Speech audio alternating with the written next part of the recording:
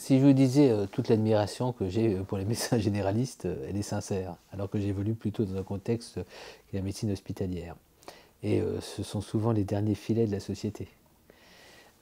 Alors il y a toute une représentation d'une médecine à l'acte, en fin de compte, d'une productivité qui est loin de la réalité. C'est-à-dire effectivement il y a une charge de plus en plus lourde à mesure du désinvestissement d'un certain nombre de relais.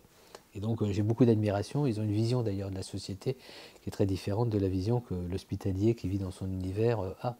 Il faut aussi avoir le privilège de pouvoir voir un médecin généraliste, ce qui n'est pas toujours évident aujourd'hui dans le contexte actuel. Alors il y a aussi toutes ces structures qui sont regroupées dans des cabinets avec une transversalité, avec des échanges.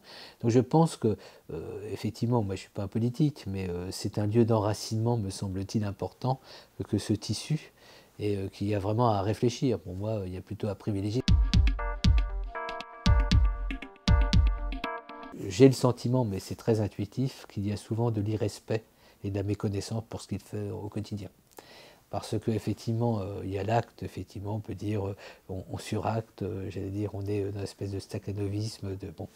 Mais quand vous allez sur le terrain, et je l'ai fait, pour différentes raisons, j'ai pu quand même observer d'abord qu'il y a un différentiel dans l'investissement selon les circonstances, selon qu'on a une personne qui est plutôt seule, un renouvellement d'un traitement. Enfin, je veux dire, on est dans des configurations où ce qui est intéressant, c'est la dynamique d'un lien. Ce n'est pas à tout moment qu'il faut consacrer tout le temps nécessaire.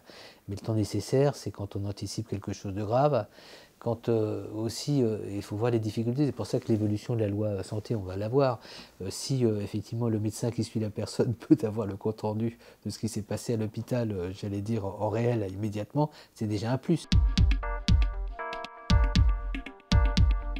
Alors il y avait les case managers, enfin je veux dire pour la maladie d'Alzheimer, des gestionnaires de cas. On parle de plus en plus, en tous les cas, de ces compétences intermédiaires qui permettent à la personne d'être soutenue dans son parcours. Et ce n'est pas uniquement le rôle de la CNAM que de le faire par téléphone. Je veux dire, il faut arriver à voir de quelle manière il y a besoin de liaison, de liant. Et je trouvais très intéressante les infirmières référentes. Tous les gens vous disent c'est bien d'être dans un centre anti-cancéreux qui est à la pointe du progrès, qui va vous apporter les meilleurs traitements possibles. Mais pour vivre la maladie au quotidien, si vous n'avez pas l'impression qu'il y a une cohérence, si vous n'avez pas l'impression qu'à un moment donné, vous pouvez un peu vous adresser à une personne pour dire ce qu'est votre sentiment personnel, votre sentiment que vous n'oserez pas dire à des proches pour les épargner, tous ces éléments me font penser qu'il faut du liant. Voilà.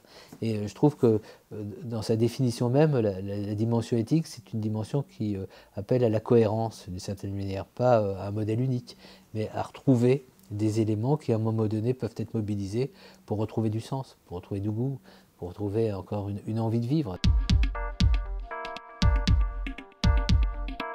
Je vois quelque chose quand même qui me paraît de l'ordre du paradoxe et qu'il faudrait quand même mieux investiguer, c'est le fait qu'on donne du temps ou du surtemps ou du surplus de temps à la vie, mais l'existence n'est pas toujours conciliable avec ce que les personnes éprouvent.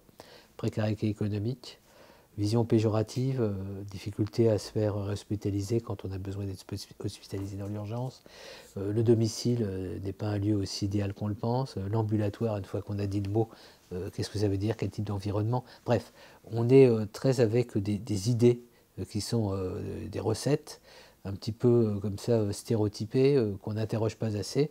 Je pense qu'il faut rentrer dans la nuance et peut-être moins promesse, d'une certaine manière, d'un point de vue médical, idéalisé, et d'être plus juste en quelque sorte. Moi, ce qui m'intéresse, c'est la justesse d'une position.